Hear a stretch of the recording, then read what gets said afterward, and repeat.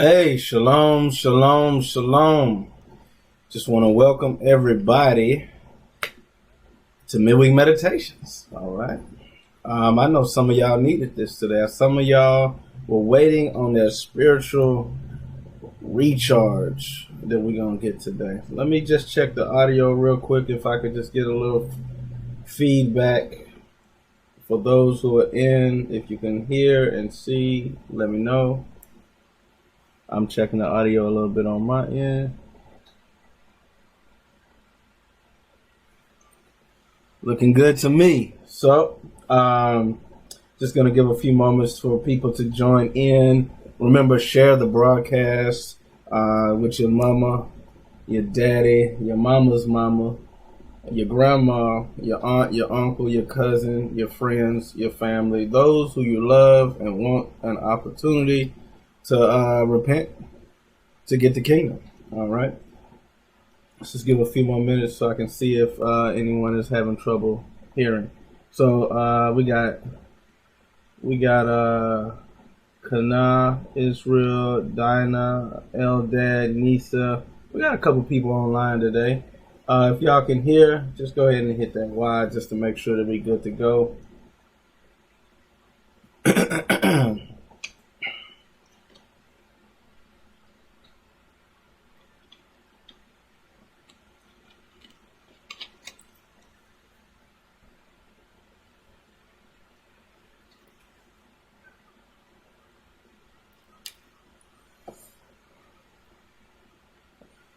All right, so it's Midweek Meditations. AE Israel in the building again. You know, trying to stay dedicated, trying to stay motivated to the cause. My goal is to make sure that I am consistently here with you every week, letting you know what I've been meditating on. This midweek meditations. And don't forget, if you have something that you would like to share or a topic you would like to bring up, we can go into it together. So please feel free to send a message and bring it out so that, maybe it can benefit more than just ourselves, but we can benefit each other as well.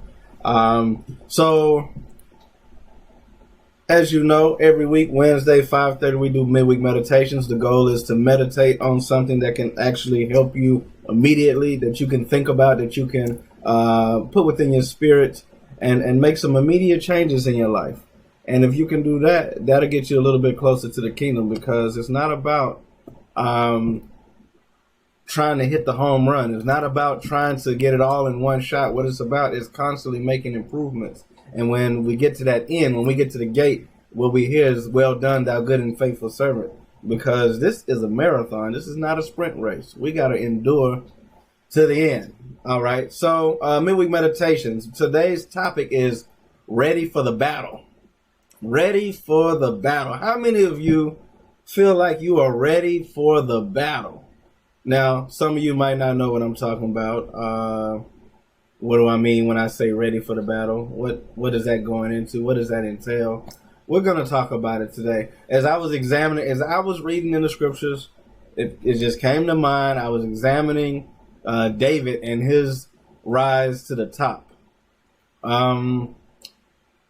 It was an unlikely rise to the top. He didn't know that he was going to be king. He wasn't like the prince, and he was waiting to succeed a previous king.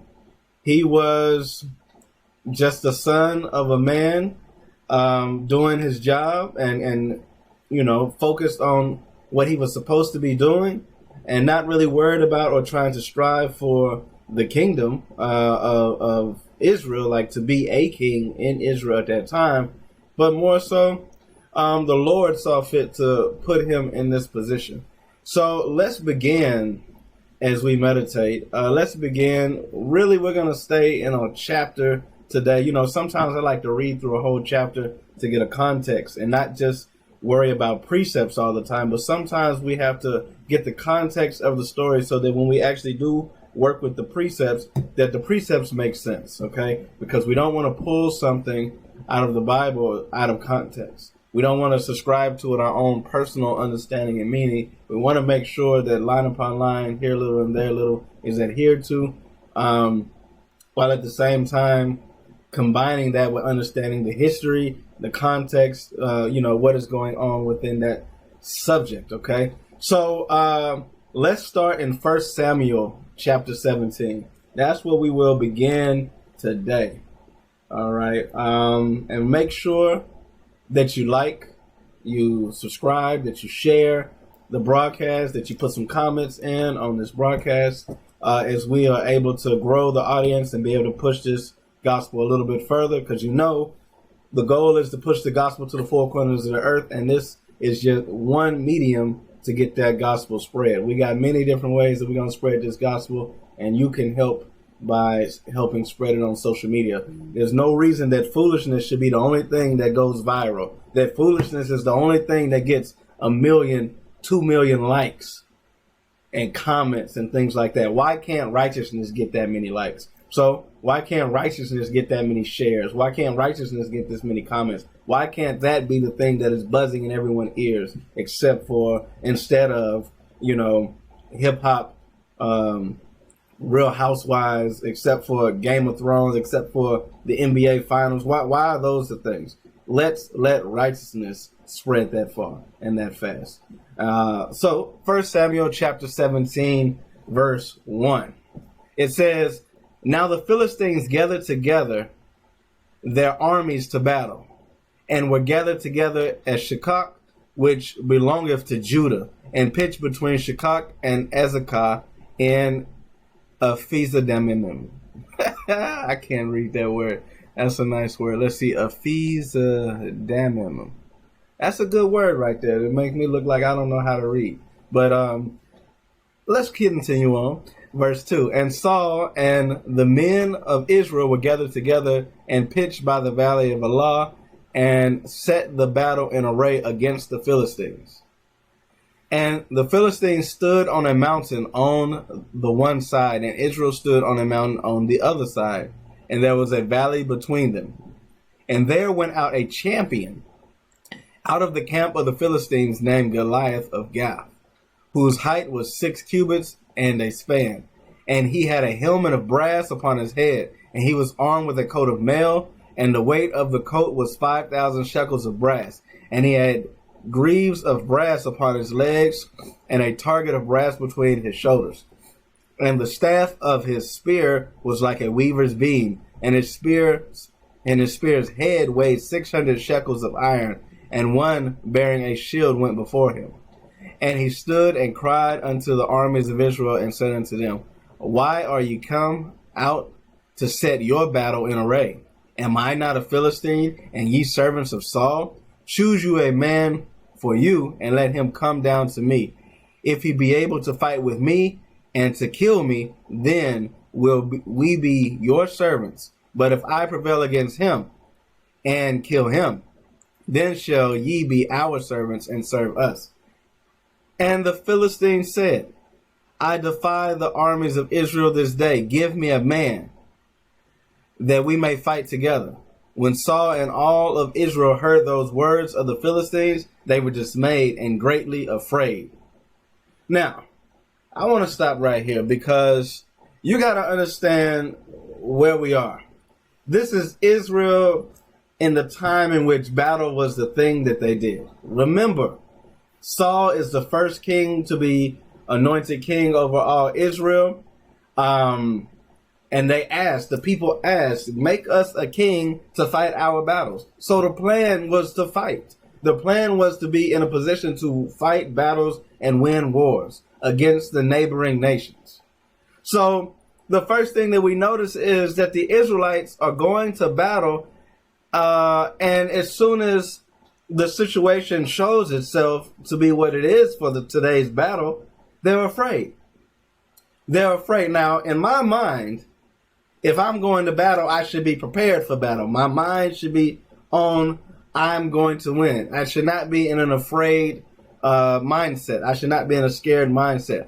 But maybe they felt that they were in that mindset until they saw Goliath. Until they saw the Philistines. Maybe they should be scared of the Philistines, right?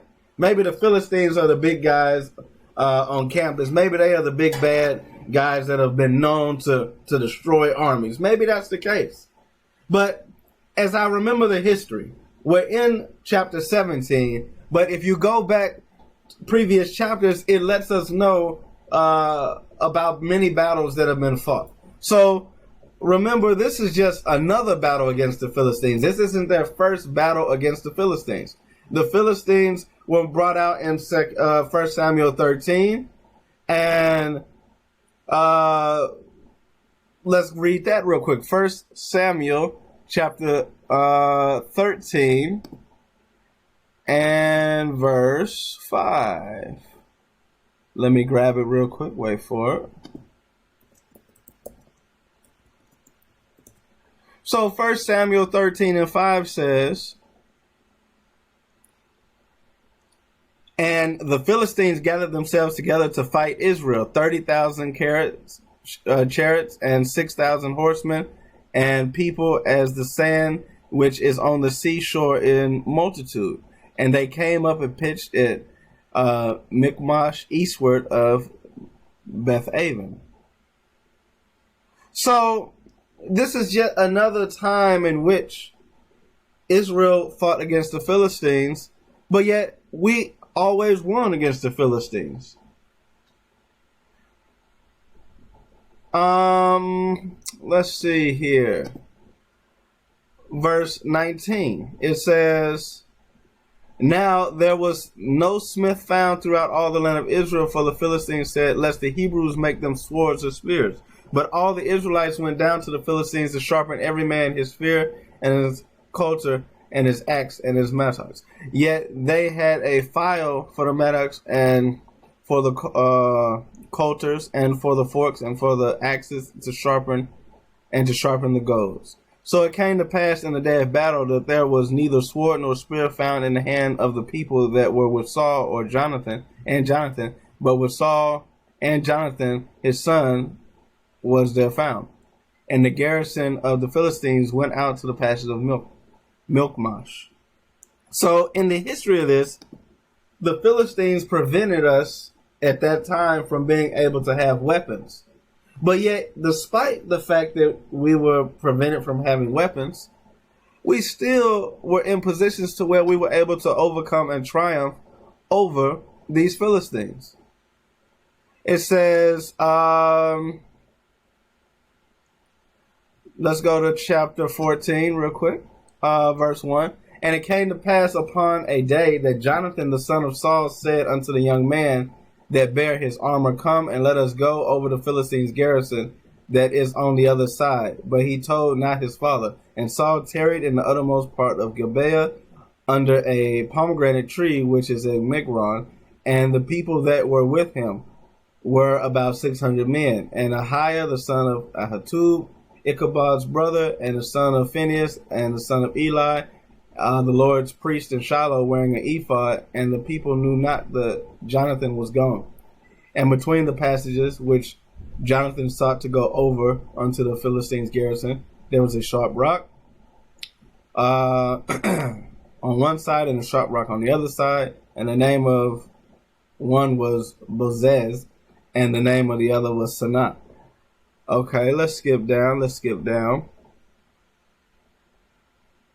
Verse 6, And Jonathan said to the young man that bare his armor, Come and let us go over under the garrison of these uncircumcised. It may be that the Lord will work for us, for there is no restraint to the Lord to save by many or by few. So I wanted to read this verse because even in past time, they went out to battle and they prepared themselves for battle spiritually way more than physically, but they were prepared for the battle. They went with with Jonathan and Saul. They had armor bearers ready. They knew who they were fighting, and they were ready to go. They had the spirit in them to go and make the battle, to be ready for the battle. Reading on. And his armor bearer said unto him, Do all that is in thine heart turn thee. Behold, I am with thee according to thy heart. Then said Jonathan, Behold, we will pass over unto these men, and we will discover ourselves unto them. If they say unto us, Tarry until we come to you, then we will stand in our place, and will not go up unto them. But if they say unto us, Come up unto us, then we will go up. For the Lord have delivered them into our hand, and this shall be a sign unto us. So the Lord had delivered. He's examining the fact that the Lord may deliver the Philistines into their hand.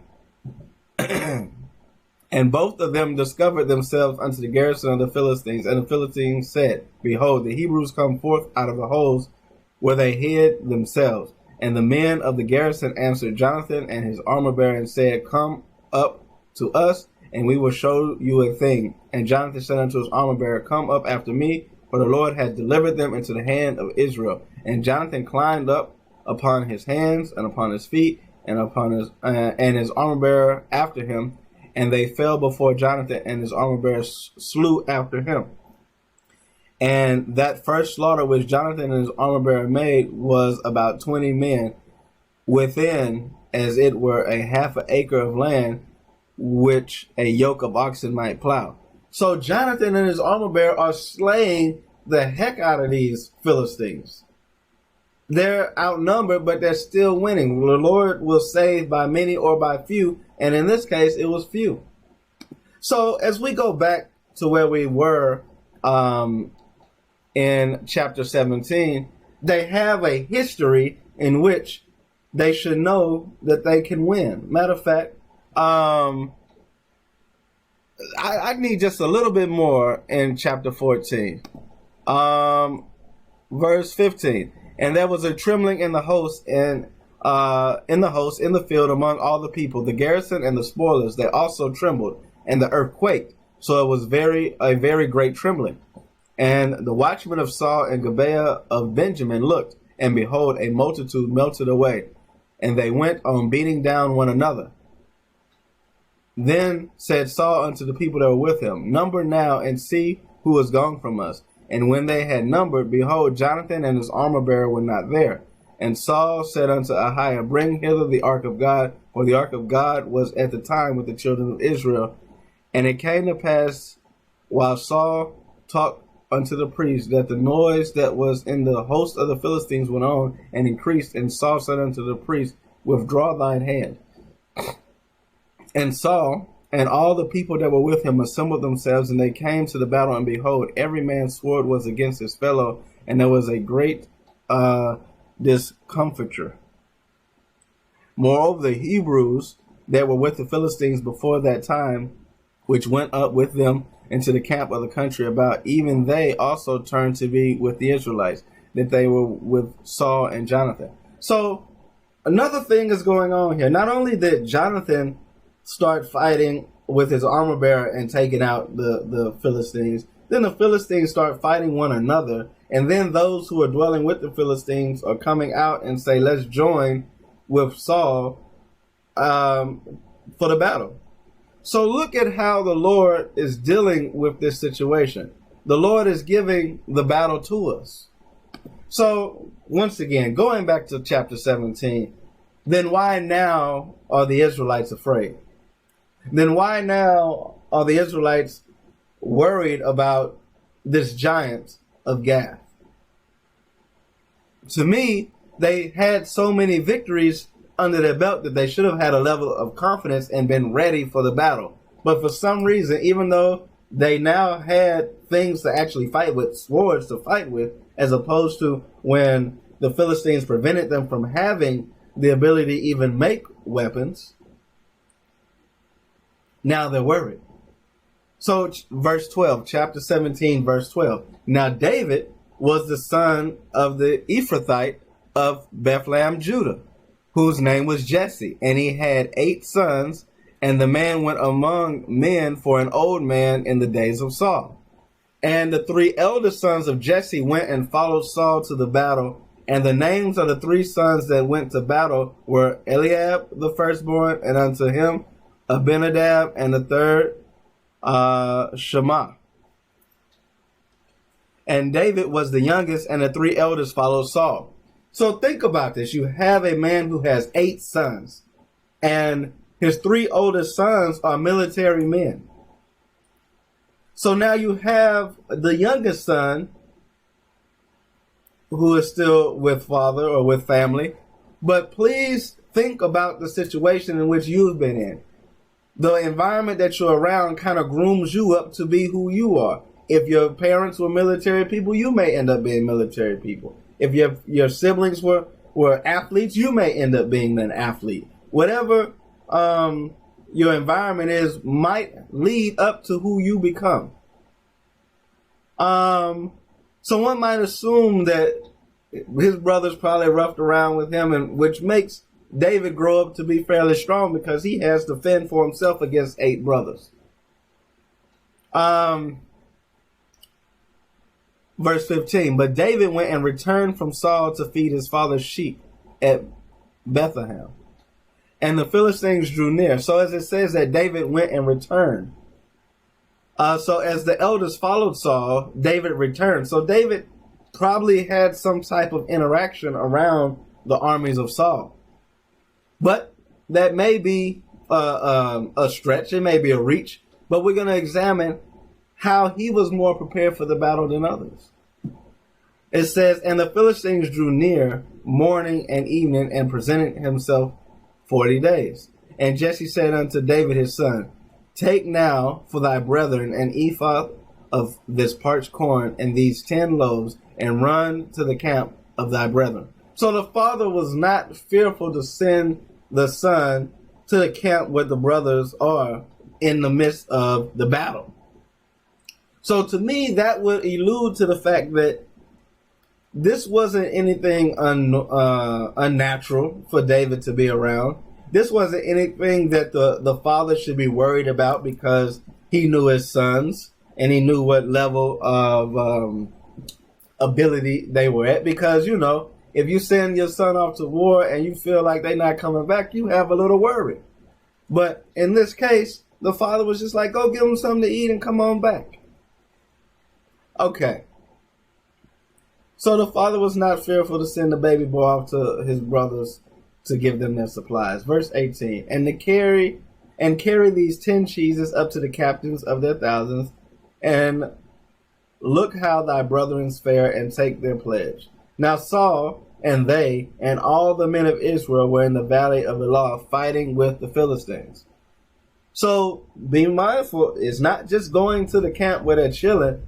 The people are out fighting. David is going to where the battle is. And David rose up early in the morning and left the sheep with the keeper, and took and went as Jesse had commanded him. And he came to the trench as the host was going forth to the fight, and shouted for the battle. David had responsibilities that he was walking away from, taking a break from, to go and do what his father asked. So we understand that David was a child or a young man full of responsibility. Because father was able to easily entrust him to do the task that he was given. Okay, so now where are we?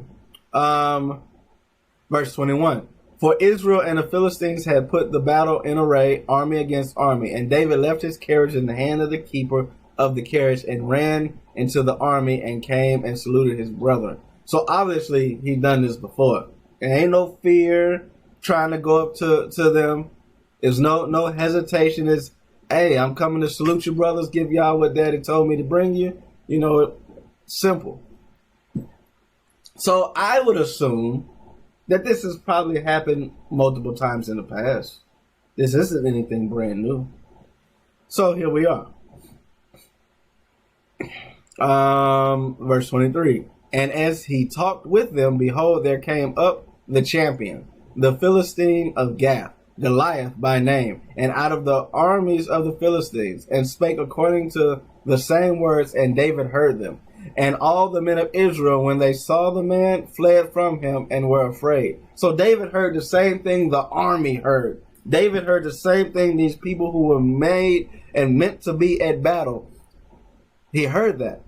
And while they were running and so afraid, verse 25, and the men of Israel said, have ye seen this man that has come up? Surely to defy Israel he come up. Is he come up? And it shall be that the man who killeth him, the king will enrich him with great riches, and will give him his daughter, and make his father's house free in Israel. So this is the word that's going on. This is what the soldiers are saying out loud now. Instead of going and handling the job, they're talking about the job. They're not talking about it. I mean, they're not being about it. They're just talking about it. So Saul was trying to bribe people to stand up and face the enemy. I need some, because of course this doesn't happen every battle. Every battle, if somebody goes and fights, I'll pay you extra and give you my daughter. This is a rare occasion. And verse 26, and David spake unto the men that stood by him, saying, what shall be done to the man that killeth this Philistine, and taketh away the reproach from Israel? For who is this uncircumcised Philistine, that he should defy the armies of the living God? So David is like, what? Who is this guy to defy us? Have we not been kicking the Philistines' butt already? Have we not been conquering the lands? Is this not what has been going on? Is this not the God that we serve that gives us these abilities? Romans 8:31. I want to pull that real quick because I want to show you the mindset that David has to be in for him to go in front of these people who are warriors, so-called, and have this comment in front of them while they're afraid. David must have understood this. Romans 8:31. What shall we say to these things? If God be for us, who can be against us? So David has this mindset of who can be against us. It doesn't matter if he's a giant, much bigger and prepared and equipped than we are. Who can be against us if the Lord is for us? Verse 27 of Samuel, back there. And the people answered him after this manner, saying, so it shall be done to the man that killeth him. So they reassuring that the man that killed is going to get Saul's daughter. The man that killed is going to get rich and be made free in Israel with his whole family. And Eliab, his oldest brother, heard when he spake unto the men. And Eliab's anger was kindled against David. And he said, why camest thou down hither? And with whom hast thou left those few sheep in the wilderness? I know thy pride and thy naughtiness of thine heart, for thou art come down that thou mightest see the battle. So instead of the brother being happy that he's receiving the goods that father has sent for him, he's now angry because David is now positioning himself to show that he has no fear, whereas everyone else has fear. Eliab is one of those people who must have been in a fearful state because no one stood up to the Philistine. So the brother gets mad about it instead of stepping up to the battle for himself. And David said, what have I now done? Is there not a cause? Should I not be out here? First off, I've been sent by our father. And second, y'all too scared to deal with the situation. And he turned from him toward another and spake after the same manner. And the people answered him again after the former manner. And when the words were heard which David spake, they rehearsed them before Saul, and he sent for him. And David said to Saul, let no man's heart fail because of him. Thy servant will go and fight with this Philistine. So David says to the king in front of all of these people who are supposed to be the warriors, who are supposed to be at the battle, David is not supposed to be there. And David says to the king, let no man's heart fail because of this Philistine. I will go and fight this Philistine. Now imagine the crowd. Imagine the people around. Imagine the thoughts going within the brother's head, the king's head, and all the people's head. Wow. Somebody walks up bringing us cheese, and he ready to go fight the battle. What's up with that? So he says that to Saul. And I really want to think about what type of mindset that can a little delivery boy, the herder of sheep, be in. So let's go to Psalms 27 and 14. Let me get it real quick. It says, wait on the Lord, be of good courage. Psalms 27 and 14. And he shall strengthen thine heart. Wait, I say, on the Lord. So look at this situation. Israel has been out in the battle array this whole time, but has not fought because they're fearful of the Philistine. So Goliath is waiting on them to send someone to fight. Philistine says he's a champion, and everyone's afraid to go against the champ. But David shows up. The Lord delivers something in the patience that must have had to occur for David to arrive. And the Lord is now strengthening the heart of the soldiers because they're chanting what David said and brought it back to Saul. So wait on the Lord, right? Verse 33 in Samuel's again. And Saul said to David, thou art not able to go against the Philistine to fight with him, for thou art but a youth, and he a man of war from his youth. So the odds seem to be stacked against David. He's a little boy or a young man, whatever he may be. I don't know how old he is in particular, but he's definitely not a man fit for the battle according to what Saul thinks should be, according to what the rest of the soldiers think should be, the brothers, according to what Goliath is going to think. But look what the scriptures say in 1 Timothy chapter 4, verse 12. It says, 1 Timothy 4 and 12 says, let no man despise thy youth, but be thou an example of the believers in word, in conversation, in charity, in spirit, in faith, in purity. So the youth, even though we're young, even though this man is young, he's supposed to do as much as he can to show himself an example to other people who need faith and who need to be their spirit built up, who need to be believers. So be an example of the believers in word. So your words got to be great, even though you're youth. You don't have to wait until you're old to be great in word, in conversation, in charity, in spirit, in faith, and in purity. So imagine David must have a high level of faith. He's an example to believers right now. He's in the spirit.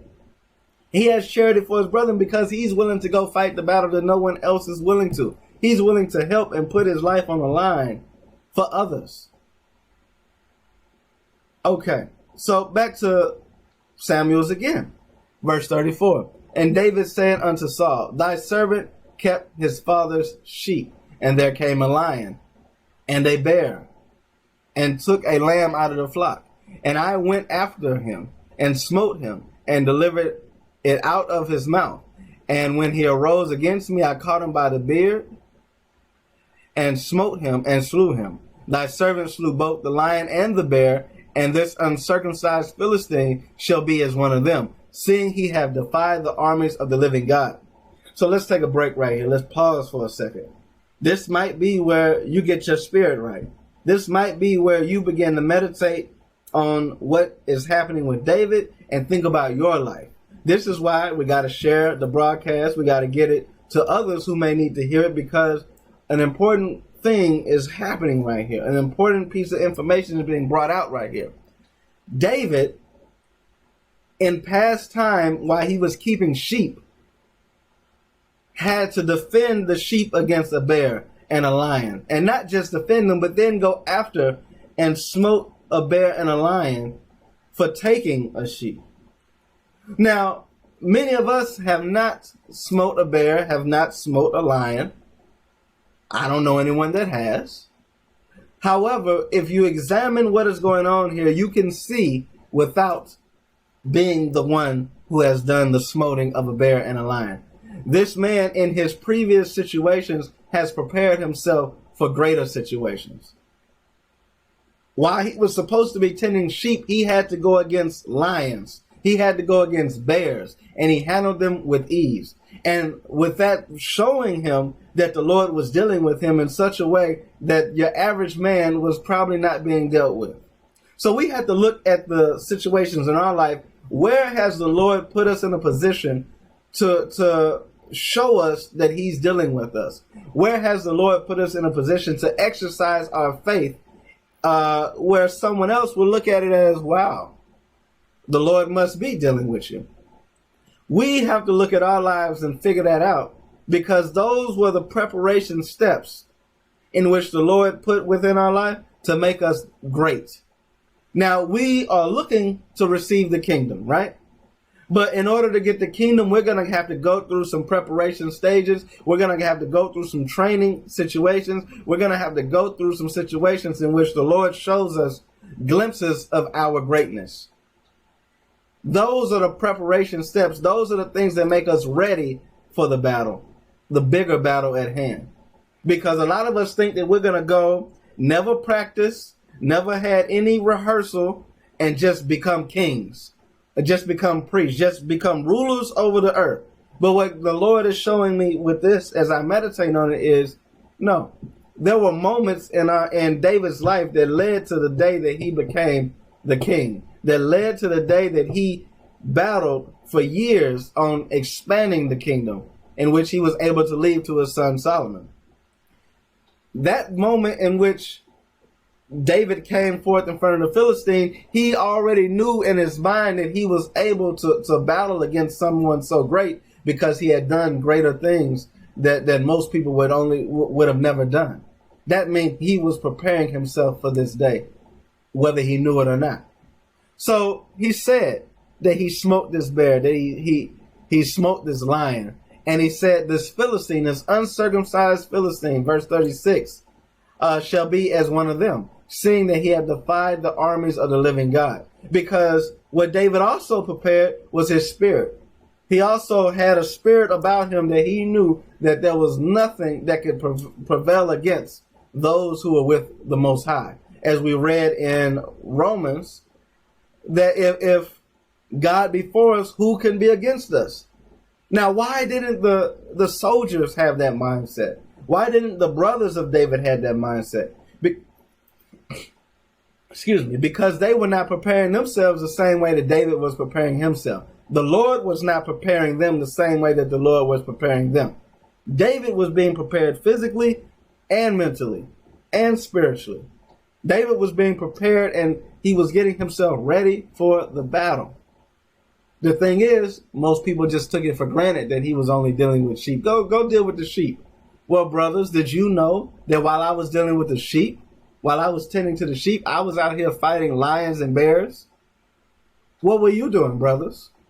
So as I read on verse 37, David said, moreover, the Lord that delivered me out of the paw of the lion and out of the paw of the bear, he will deliver me out of the hand of this Philistine. So David is comparing this Philistine to a ferocious beast, but he knows that I've dealt with ferocious beasts many a times before, and I'll deal with this one.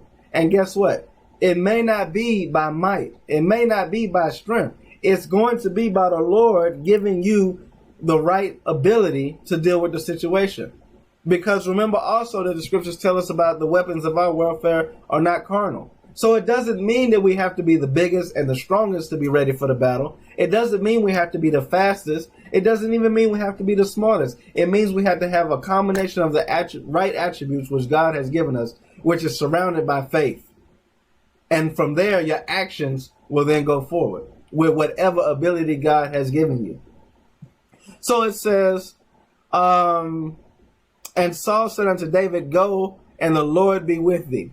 So the Lord showed David numerous times that he was dealing with them, and David recognized it. So have you recognized the numerous times that the Lord has dealt with you, that when you get into a situation that maybe seem a little difficult, that you'll have the confidence and courage to deal with it because you've been preparing for that battle all this time, that you've been ready for this battle? The Lord makes us ready for the battle. That's why we've heard it many times that the Lord ain't giving us things that are too hard for us, that are too strong for us.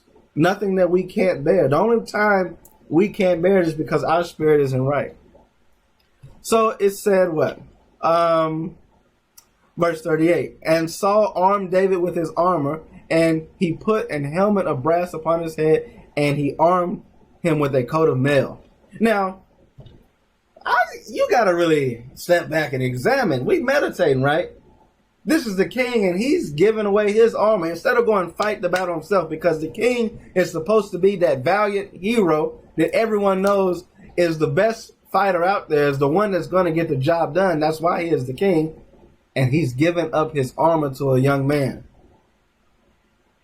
I think that was something pretty astounding right there, because we got to ask ourselves, as we grow in the spirit and we get ourselves to where we're supposed to be, are we then going to digress and try to give our armor to someone else to go fight our battle for us? Or are we going to stand up as the kings that we say we are, as the righteous people that we say we are, as the people that should have no fear? Because we rise up against everything else of our own people, but do we rise up against our enemy? Do we rise up against those that hate us? Do we rise up against sin?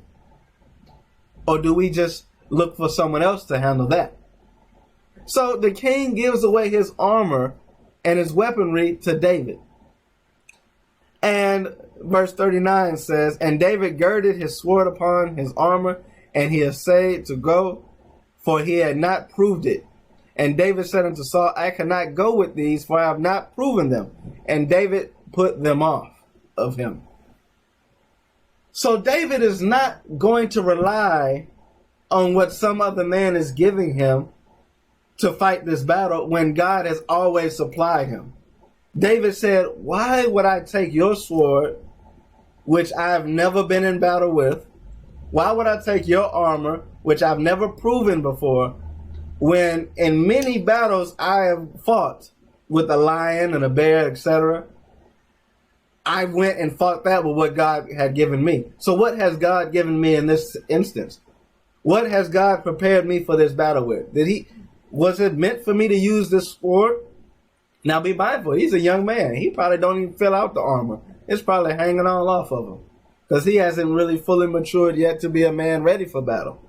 We could assume that he's under 20 years old, because 20 years old is when you're able to go to battle, according to the Bible. But he wasn't sent to the battle. His oldest brothers were. He was the youngest, so there were brothers all the way in between there. And he was sent to keep the sheep and to bring forth the supplies to his brothers. But yet, while he was doing those things, he was still preparing himself for the battle. He was still fighting battles that no one knew he was fighting. And many of us are fighting battles that no one knows that we're fighting. But yet, when it comes down to a real situation, we are spiritually prepared for it because of the battles that we fought, regardless if anyone else knows what's going on in your life. Verse 40. And he took his staff in his hand, and he chose 5 smooth stones out of the brook, and put them in a shepherd's bag which he had, even in a scrip. And his sling was in his hand, and he drew near to the Philistine. So he came to the location with these things. That meant he came prepared, because a lot of us, we leave the house without what we need. And I'm going to talk about people that maybe know what I'm talking about. They know who they are. I mean, I'm not talking about anyone in particular, but I've seen it many times. We are the type of people that will leave the house without our license or ID, knowing that that is something that we need to be prepared in this world. And so many times we've left the house, and then we have to go back home to get what we need. But what if you come ready, just in case, prepared? What if you come prepared? What can you do then? What greatness can you achieve if you're prepared for the battles that you know are going to come into your life? The Lord told you that life is not going to be easy. The Lord told you that temptations are going to come. The Lord told you that you're going to have people that hate you and are against you. So you should already be prepared for those situations, because you got the hip talk. You got the pregame. Someone already gave you knowledge ahead of time about what you're going to go through in life. So are you ready for that battle? Are you prepared for that battle? So he took his staff in his hand, and he chose 5 smooth stones out of the brook. So he throws off his armor and he goes to pick up stones. That lets you know that he has probably picked up some stones in the past. He put them in a shepherd's bag, which he had. He had the bag ready, so he was prepared to pick up the weaponry that he needed. And his sling was in his hand. Many of us are probably walking around without our spiritual sling. Whatever the sling represents in your life, do you keep it ready? Do you keep it on you? Or do you feel like, oh, dang, I wish I had brought my sling. Let me go back and get it. So he drew near to the Philistine. So what I got out of this is never leave the house unprepared. Wherever you're going, be ready for what might pop off. And the Philistine came, verse 41. And the Philistine came on and drew near unto David, and the man that bare the shield went before him. And when the Philistine looked about and saw David, he disdained him, for he was but a youth, and ruddy, and of fair countenance. And the Philistine said unto David, Am I a dog, that thou comest to me with staves? And the Philistine cursed David by his gods. So, a lot of times we're going to be looked at as not ready for the battle on the outside. We're going to be looked at as the person that is not going to win the battle on the outside. Whether it be that you're too young, whether it be that you ain't gone through enough, you know, different situations are going to cause people to look down upon you. But it said, and the Philistine said to David, Am I a dog? Like, he felt disrespected. But the thing is, what God will do for us in our lives will make other people feel disrespected. Because you have a level of faith that you don't need to do the things that they got to do to get what they getting. You can actually operate in a different mode because the Lord is dealing with you. So, am I a dog that thou comest to me with staves? And the Philistine cursed David by his gods. And the Philistine said to David, Come to me, and I will give thy flesh unto the fowls of the air, and unto the beasts of the field. And then said David to the Philistine, Thou comest to me with a sword, and with a spear, and with a shield. But I come to thee in the name of the Lord of hosts, and the God of the armies of Israel, whom thou hast defied. Now that's a bold statement. David is standing in front of a man of war, fully girded to handle business in a warlike setting. And David says to him, You can come to me however you want, but I'm prepared because I have a God that I serve, that I know that there's nobody that can come against me if I'm in the right spirit with this God. So David came prepared for the battle because he came in the right spirit. He came full of faith, full of the Spirit. Verse 46, this day will the Lord deliver thee into mine hand, and I will smite thee and take thine head from thee. And I will give thee carcass of the host of the Philistines this day unto the fowls of the air and the wild beasts of the earth, that all the earth may know that there is a God in Israel. And David wasn't doing this out of a brag and boasting type situation. He was glorifying God when he did it because he knew that the only way he could do the things that he did was by the Lord. He knew that God must have empowered him because there's a reason why other people were not in the same spirit. They were not empowered by God. They did not have the faith and maturity in their spirit that David had within his spirit. So we got to examine ourselves.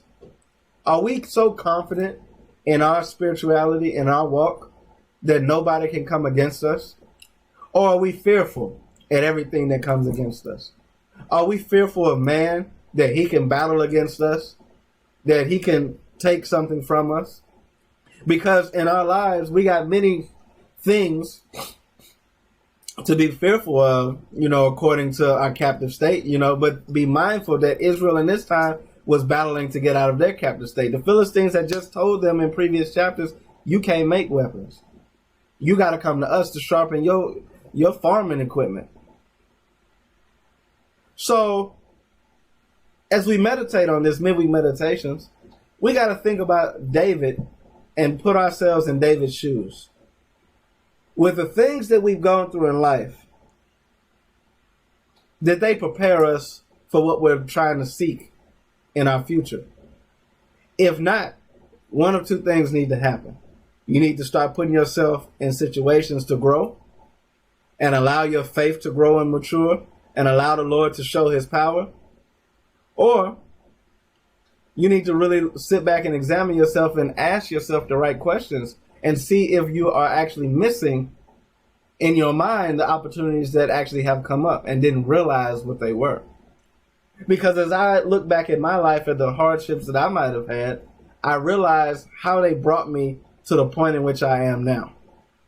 I realized how I needed to gain patience and what the Lord put me through to gain patience. And that's an attribute of what the future leader of this world is going to have.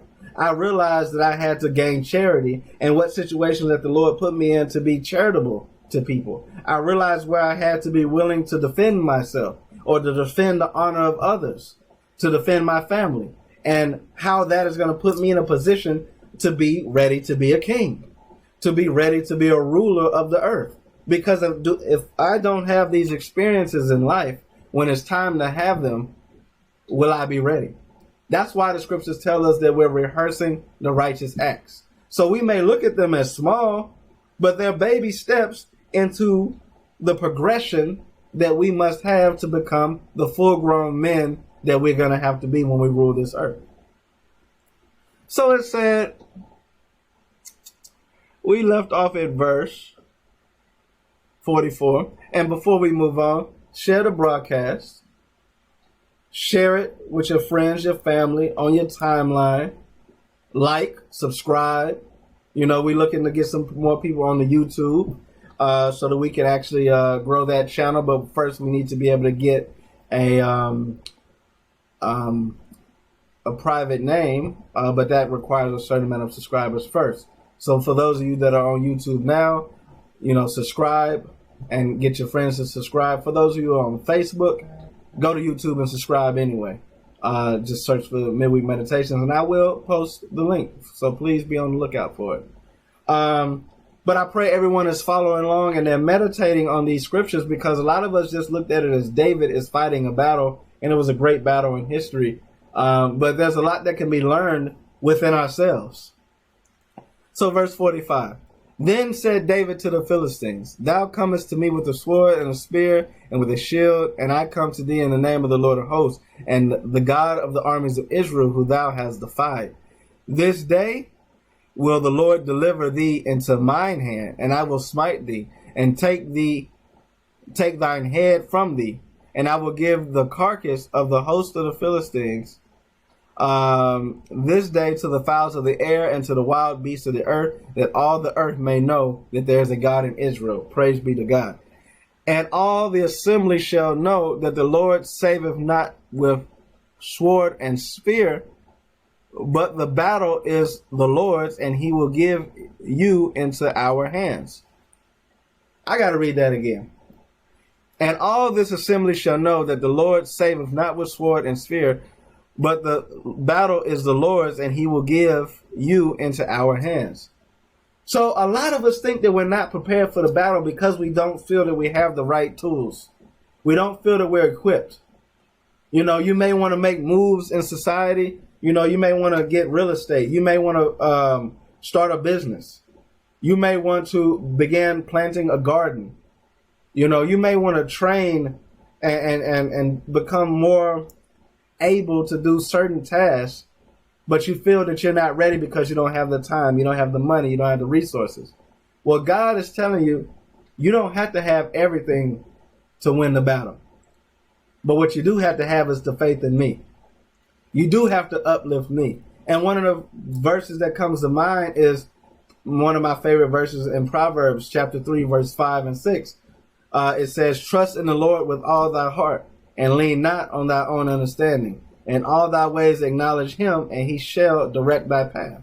So as long as we acknowledge the Most High God, he will direct us and guide us to the next levels, to the next steps. He will fight the battle for us. But if we don't acknowledge him, if we don't trust in him, if we don't lean on him, then we won't. Then he won't. So then look at the battle as it happened. All this time, it might have been that the Israelites were fighting a battle based on their own merit, feeling that we won, we fought, and it was only on our strength.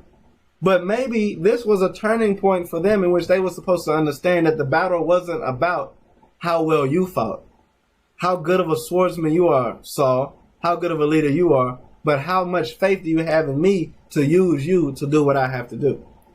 So we got to examine ourselves, because in preparing ourselves for the battle, the faith is a key element. Verse 48, and it came to pass when the Philistines arose and came and drew nigh to meet David, that David hastened and ran toward the army to meet the Philistine. So he hurried up. He wasn't afraid. He ain't never scared. And David put his hand in his bag and took thence a stone and slang it and smote the Philistine in his forehead, that the stone sunk into his forehead, and he fell upon the face of the earth. Now, how did David know that he could sling a stone and hit him in the forehead and etc.? Well, David must have had practice in using this sling before. David must have had practice in using that sling before in other situations that he might have had to get his sheep out of danger. Why do you think he carried it from where he was with the sheep to where he is now at the battle? Why do you think he was prepared for that battle? Because he was prepared for another battle, a smaller battle. But that smaller battle was still going to be fought and won with the same resources, because the real difference maker was the Lord. The Lord will fight the battle. So he slew this Philistine. He fell upon the face of the earth. He never got to swing his sword. He never got to use his size as a giant. There was nothing that happened to David. He didn't even have to defend himself. One hit a quitter. But yet all these Israelites who have been fighting battles left and right are fearful and have not figured out how to defeat Goliath. So David prevailed over the Philistine with a sling and a stone, and he smote the Philistine and he slew him, but there was no sword in the hand of David. Therefore David ran and stood upon the Philistine and took his sword and drew it out of the sheath thereof and slew him and cut off his head wherewith. And when the Philistines saw their champion was dead, they fled. So a lot of times all you need is the Lord and the Spirit and the faith to be able to deal with your situations, to be able to fight your battle. If you're going to prepare yourself for the battle, the first thing you got to do is understand how the Lord works. Because the physical stuff will not matter if you don't have the spiritual mind right. David was able to prevail without bringing a sword to the battle, without bringing armor or a shield. All he needed was his sling his couple of smooth stones, and faith. And that's what helped him defeat Goliath. So ask yourself, what are you doing to prepare yourself for the battle? What are the few tools and instruments that you have for the battles yet to come? Because you're going through a battle. It may not be a battle where you're actually a military man at the forefront of a battle with armies against each other, but you're battling every day against demons. You're battling every day against spiritual wickedness. You're battling every day with the lust within yourself. Are you preparing yourself for that battle? Or are you going out there to get defeated? Are you going out there in that midst of that battle scared and ready to run away? Who are you? Are you David or are you Saul? Are you David or are you the brothers that were older than him? You got to ask yourself that. So it says, verse 51, therefore David ran and stood up, verse 52, and the men of Israel and Judah arose and shouted and pursued the Philistines. So David built the confidence in other people to then go and fight the rest of the Philistines. You just were scared to fight the Philistines because they had one champion, one giant. And now you are pursuing the Philistines and chasing them off. So as we prepare ourselves for the battle, as we get ourselves and our spirit right and show that the Lord is dealing with us, we will be able to encourage and motivate and elevate others to be able to do the same. So it's up to you, perhaps, to help someone else repent. It's up to you, perhaps, to help someone else increase their faith. It's up to you, perhaps, to help someone else spread the gospel themselves. You know, the Most High gives the increase, but you got to plant and you got to water. Are you willing to water? Are you willing to plant? Do you have the confidence and the courage to go out there and do such a thing? So, I want to see if anyone is listening. Let's look at the Facebook. Let's look at the YouTube. I want a little feedback. How many of you have prepared yourself for the battle? What are some of the battles that you're going through, and how have you prepared? Let's get some feedback. I see we got a lot of people on today, and I hope that they have shared the broadcast. I hope that they've made sure that they go and like, subscribe, share, comment in the different social medias. We're live today on YouTube as well. Unfortunately, not Periscope. There are some issues with Periscope and trying to get all the settings correct because it's inferior to Facebook. But I pray that everyone is paying attention and is examining themselves and saying, the David within me has prepared for the battle. So I want to say shalom to my cousin on the line, Scarlett. Oh, I got my aunt Lisa on there. Man, I got family coming in. All praises to the Most High. I see I got my brother Gilbert online.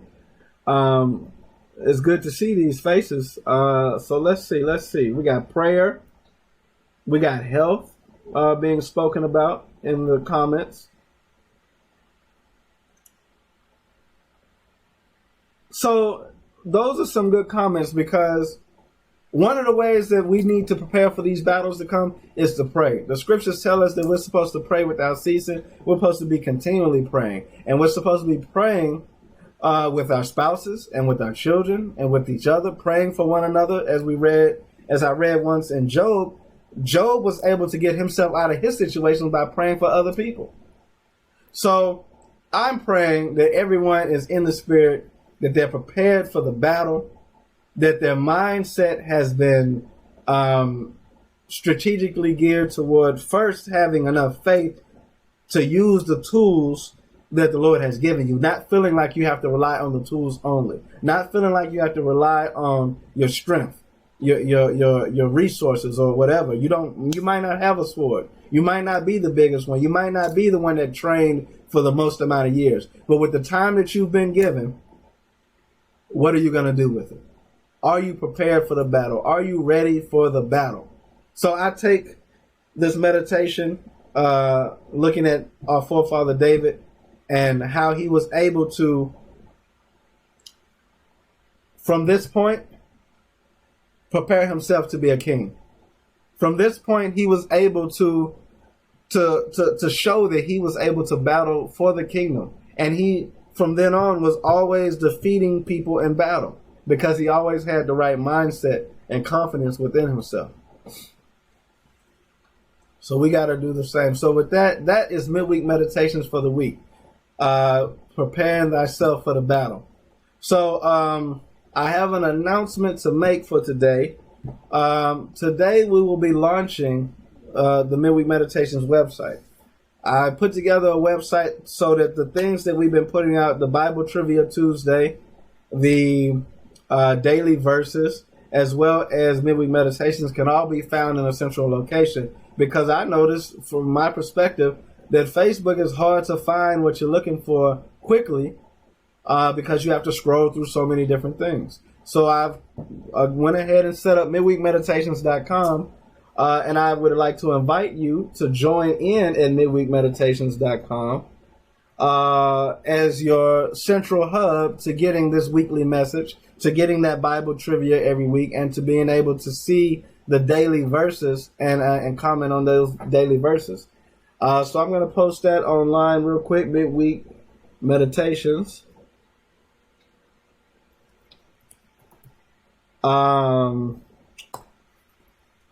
As the site that we are now going live on. I pray that everyone finds it as a valuable resource so that we can continue, like I said, to push the gospel across the four corners of this earth, being that this is one of the methods using the internet that the Lord has so graciously given us as a tool to use.